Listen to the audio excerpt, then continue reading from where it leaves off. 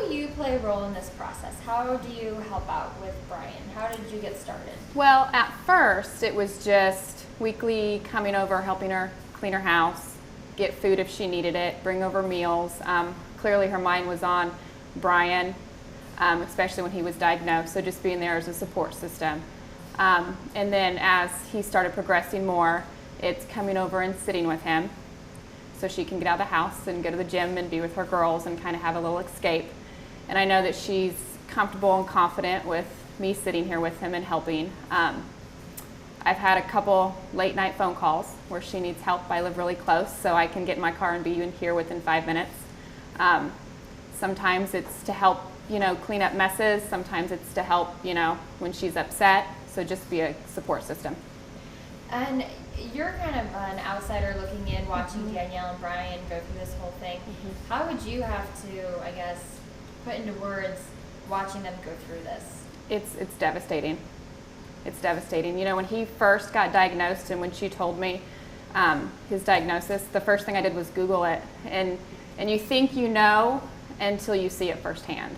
And you see how fast it's progressed, and you look back and you see, first it was his speech, and then it was not being able to stand, and then it was his hands, and then seeing how he just needed a little bit of assistance, and then where he is now.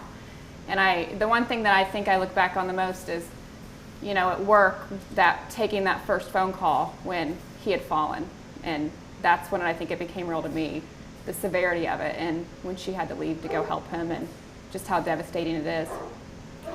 And kind of explain to people, if you can, basically, Brian his mind is all there. So it's almost like you're kind of trapped in your own body.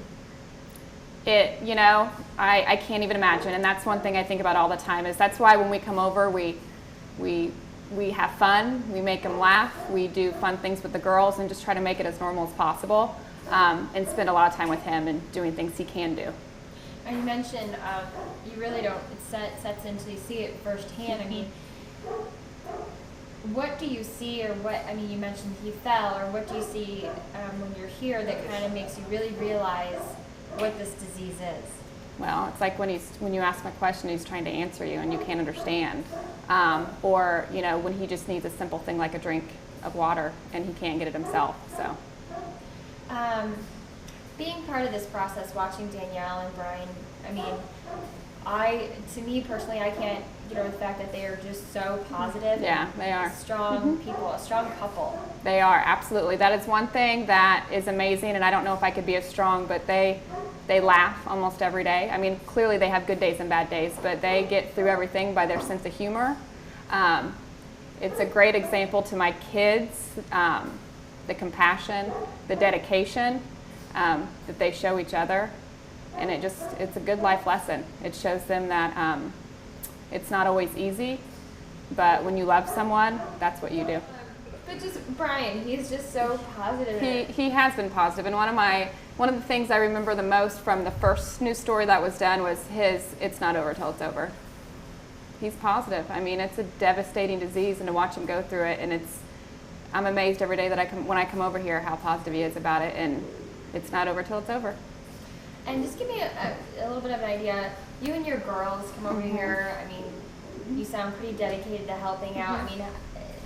Why? Everyone loves Danielle. She's been a part of my kids' lives since they were little. And so when you see someone that does so much for other people start to go through something like this, you just want to step in and help. And like I said, it started slowly with, dinner, food when she wasn't able to leave him, or just coming over and helping pick up the house, or just get her out of the house. And then Danielle, I'm thankful to Danielle. She's the one that got the girls involved. She knew that this was going to be a scary process for even adults.